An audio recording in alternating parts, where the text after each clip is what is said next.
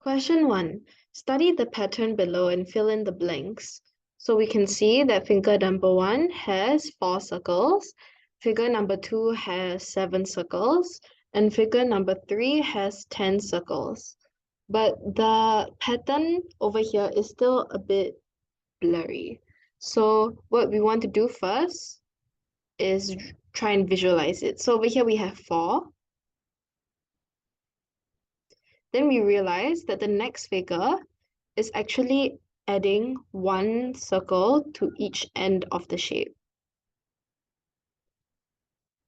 And this also applies for figure number 3. Add 1 more circle to the end of the shape. So you realize that each time we are actually adding 3.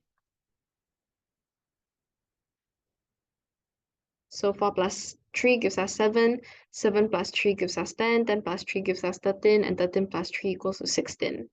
So we want to remember this formula, which is the common difference number pattern formula. We know that the common difference is 3 because the number of circles keeps on increasing by 3. So we have an plus b equals to t. So b is unknown. It's a constant to be found. So we have to work it out ourselves. So if you want to find b, all we have to do is substitute any value from this table into the formula.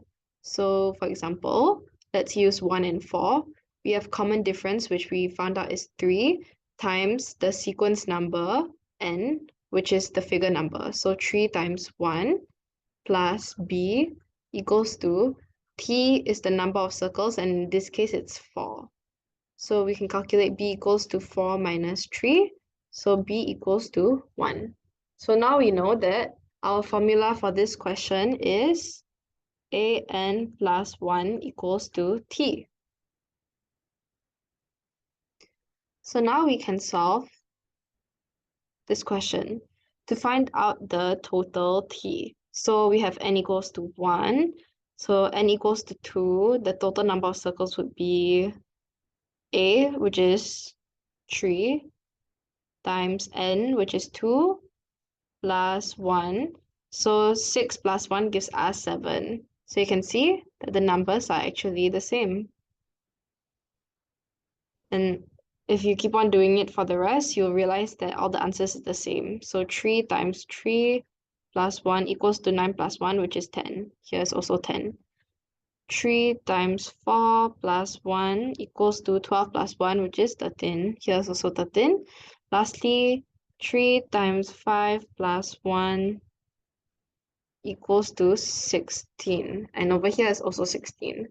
So please remember this common difference number pattern formula.